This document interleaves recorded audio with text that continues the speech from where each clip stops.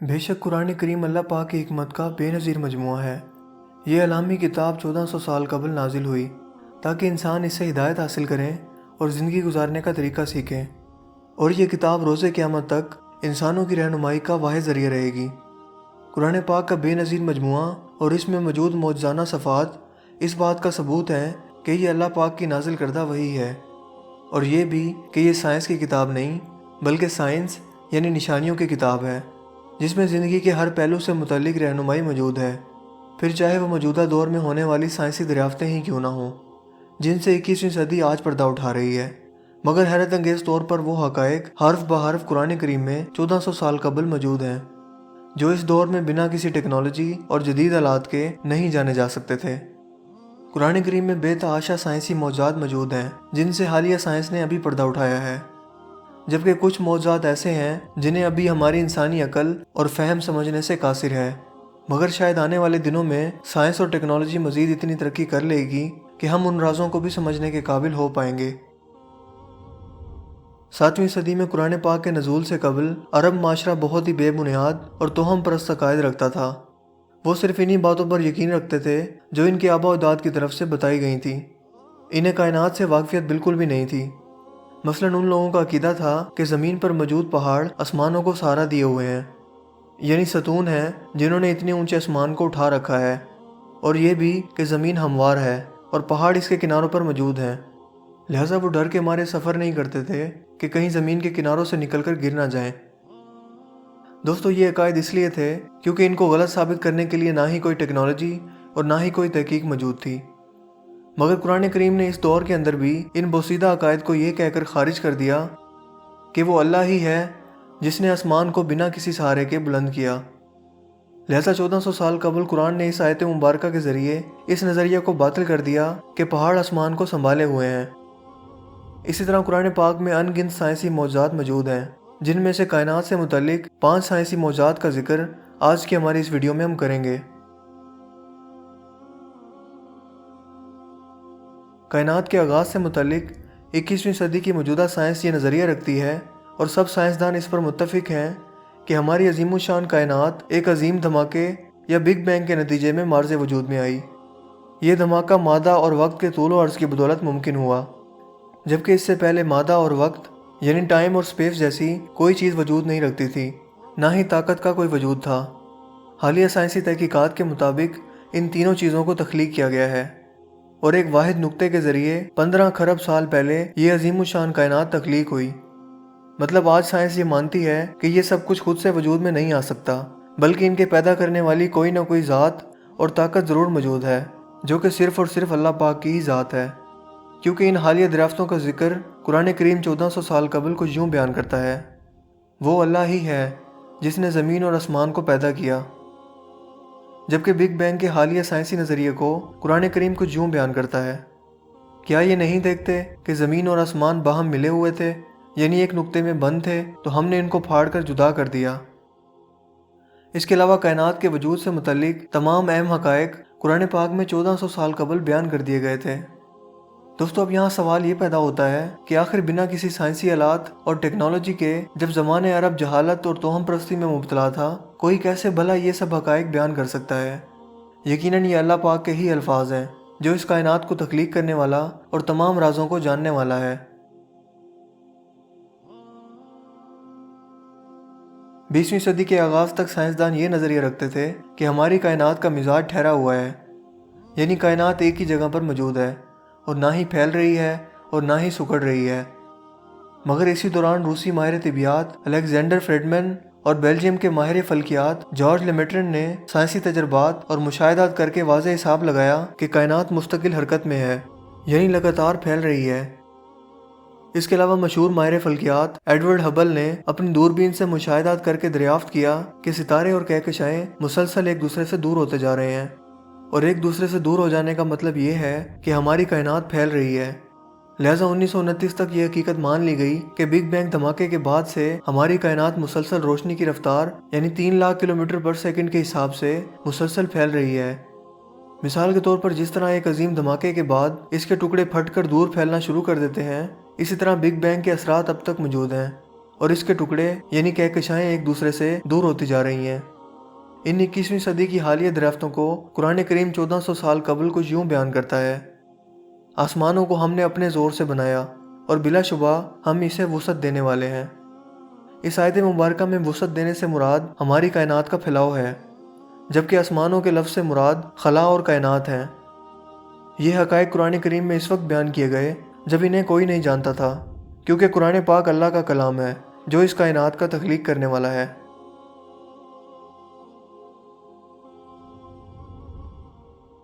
دوستو، ہماری کائنات ایک بہت ہی بے مثل اور لازوال تخلیق ہے۔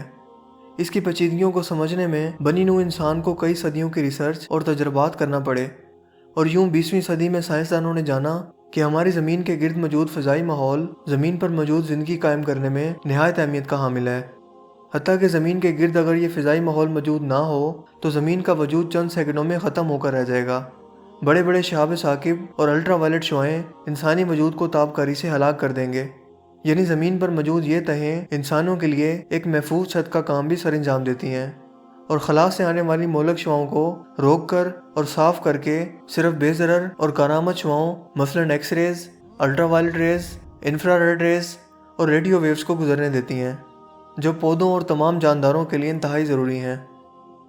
اس کے علاوہ زمین کے گرد موجود یہ فضائی ماحول خلا میں موجود جما دینے والی سردی جو کہ -270 ڈگری سینٹی گریڈ کی شدت تک ہوتی ہے، اس سے بھی زمین کو محفوظ رکھتی ہے۔ دوستو، زمین کے ایٹماسفیئر میں موجود سب سے اوپری تہہ اوزون لیئر کہلاتی ہے، جو سورج کی تابکاری شعاؤں کو صاف کر کے مخصوص روشنی کا حصہ ہی زمین پر آنے دیتی ہے۔ اس کے علاوہ زمین کے مقناطیسی میدان سے پیدا شدہ وین ایلن ریڈیشن بیلٹ خلا میں موجود سورج اور دوسرے ستاروں سے آنے والی مہلک شعاؤں کو روکتی ہے، جس سے ظاہر ہوتا ہے کہ زمین کے گرد انسانوں کی حفاظت کے لیے ایک بہترین نظام کام کر رہا ہے، اور یقیناً یہ اتفاقاً موجود نہیں ہے، بلکہ اسے اللہ پاک کی طرف سے انسانوں کی حفاظت کے لیے تخلیق کیا گیا ہے، جس کا ثبوت ہمیں قرآن پاک میں رب کریم کچھ اس طرح سے بیان کرتے ہیں: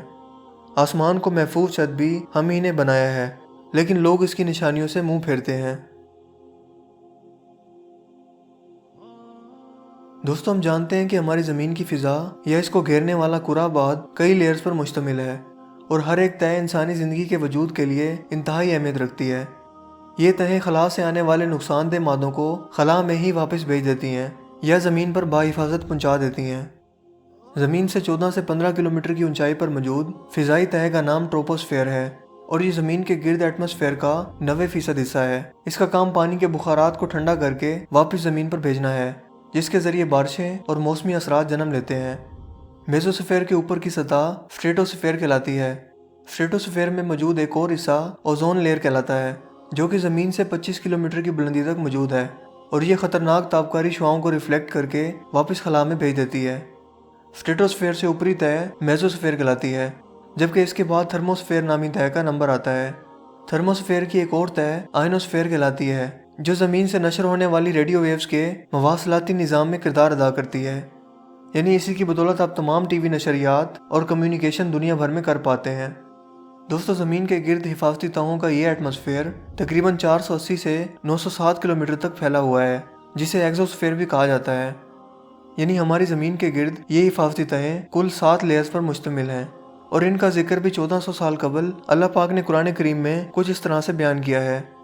اور پلٹنے والے آسمان کی قسم۔ اس کے علاوہ زمین کے گرد ان 7 تہوں کا ذکر قرآن کریم میں کچھ اس طرح سے موجود ہے: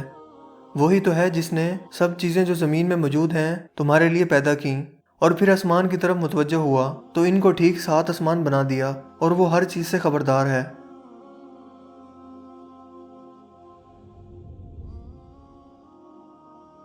آج ہم یہ جانتے ہیں کہ ہمارے نظام شمسی میں موجود ستارے، سیارے، چاند اور سورج ایک مخصوص دائرے یعنی اپنے آربٹ میں حرکت کر رہے ہیں، اور یہ حقائق کئی سو سالوں کی محنت سے بنائی گئی جدید فلکی سیٹلائٹ اور مشاہدات کے ذریعے سائنسدانوں کو حالیہ سالوں میں معلوم ہوئے ہیں، جبکہ حیرت انگیز طور پر قرآن کریم ان حقائق سے 1400 سال قبل کچھ یوں پردہ اٹھاتا ہے: وہی ہے جس نے رات اور دن کو تخلیق کیا، جن میں سے ہر ایک اپنے مدار میں تیرتے پھرتے ہیں۔ اس کے علاوہ ایک اور آیت مبارکہ میں سورج کے مدار سے متعلق کچھ یوں بیان ہوتا ہے: اور سورج کے لیے جو مقرر کردہ راہ ہے وہ اسی پر چلتا ہے، یہ ہے مقرر کردہ نظام قادر مطلق اور با علم اللہ کا۔ بے شک سائنسی حقائق کی 1400 سال قبل قرآن کریم میں موجودگی اس کتاب کے سچا ہونے کی گواہی دیتی ہے، اور یہ بھی کہ یہ اللہ پاک کے الفاظ ہیں جنہیں آج کی حالیہ سائنس لفظ بلفظ سچ مان رہی ہے۔ اللہ پاک نے ارشاد فرمایا کہ دنیا اور آسمان میں دن اور رات کے بدلنے میں ہم نے انسانوں کے لیے نشانیاں رکھی ہیں۔ اس کے بعد ایک اور فقرہ فرما کر پوری آیت کا مطلب سمجھا دیا کہ صرف عقل والوں کے لیے، یعنی دنیا اور کائنات کے راز قرآن کریم میں مکمل طور پر موجود ہیں۔ ہمیں ضرورت ہے تو صرف ان کو سمجھنے کی اور ان پر تحقیق کرنے کی۔ قرآن پاک میں اس وقت بھی ایسے حقائق موجود ہیں جن کو آج کا انسان اور حالیہ سائنس سمجھنے سے قاصر ہے، لیکن امید ہے کہ آنے والے دنوں میں سائنس اتنی ترقی کر لے گی کہ وہ حقائق بھی لفظ بلفظ ضرور سچ ثابت ہوں گے۔ دوستو، یہ تو تھی قرآن پاک کے سائنسی معجزات سے متعلق ایک چھوٹی سی ویڈیو۔ امید ہے کہ آپ کو ہماری یہ کاوش ضرور پسند آئی ہوگی۔ اگر آپ مزید اس طرح کی ویڈیو سیریز دیکھنا چاہتے ہیں تو اپنی رائے کا اظہار کمنٹس میں ضرور کیجیے۔ اگر ویڈیو آپ کو اچھا لگا ہو تو اپنی پسندیدگی کا اظہار اس ویڈیو کو لائک کر کے اور شیئر کر کے ضرور کیجیے گا۔ مزید اس طرح کی ویڈیوز کے لیے آپ ہمارے چینل کو ضرور سبسکرائب کیجیے۔ چینل کو سبسکرائب کرنے کے بعد بیل کے آئیکن پر بھی ضرور کلک کیجیے تاکہ ہر نئی آنے والی ویڈیو کو نوٹیفیکیشن آپ کو سب سے پہلے مل سکے۔ میرا نام ہے حسیب شفقت اور آپ دیکھ رہے ہیں ہنسی ٹی وی۔ میں ملوں گا آپ سے ایک نئی انٹرسٹنگ ویڈیو میں، تب تک کے لیے اپنا بہت سا خیال رکھیے گا۔ Thanks for watching. اللہ حافظ۔